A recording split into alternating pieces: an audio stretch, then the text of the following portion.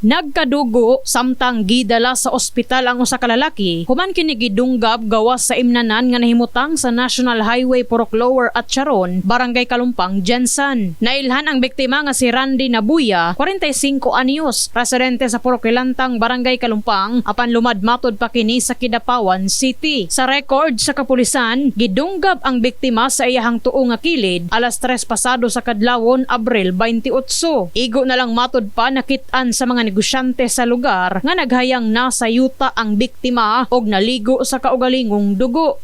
Ang mga bantay ko lang to nakakita nga mo lang to siya nga gitabangan na siya. Wala ko nga ako gid mismo nga akong kaugaling wala ko kita na. Dito na ko nakita sang naggigda na siya dito ah. Nagduo lang siya para makita na ko yung nawong. Tapos nakaya siya kuan na dunggaban sa kilid ma'am. Tapos iyang nawong di na may land kay puno na sang dugo. Tapos maginawa siya nagatagas siyang dugo sa iyang samad. Sa impormasyon sa kapulisan, miabot sa balay imnanan ang biktima. Huyog ang duha niini kahigala ug aduna matod pa sila nakalalis sa lugar hangtod misangko sa pagpanunggab. Nabanggaan sa iyang kauban tung isa sa mga ilang nakaaway. Then dito nagsugod ang komisyon. Ato na settle sila kadali. Then nagsulod sila, nagpadayon inom tong biktima. Duwa sila. But katulagi, murag wala mahimutang nigawas tong biktima sa inuman. Kay nakita niya tong nakaaway nila. Iyang giadtuan ug napay nahitabong komisyon.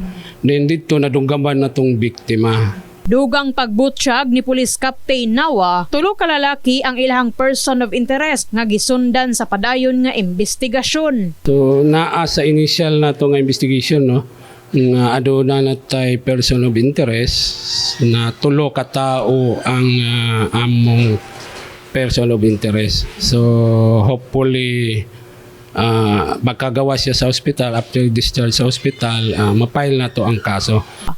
Sa kasamtangan, stable na matod pa ang kahimtang sa nahisgutang biktima. In the heart of changing lives, kini si Enami Mugpon, Brigada News.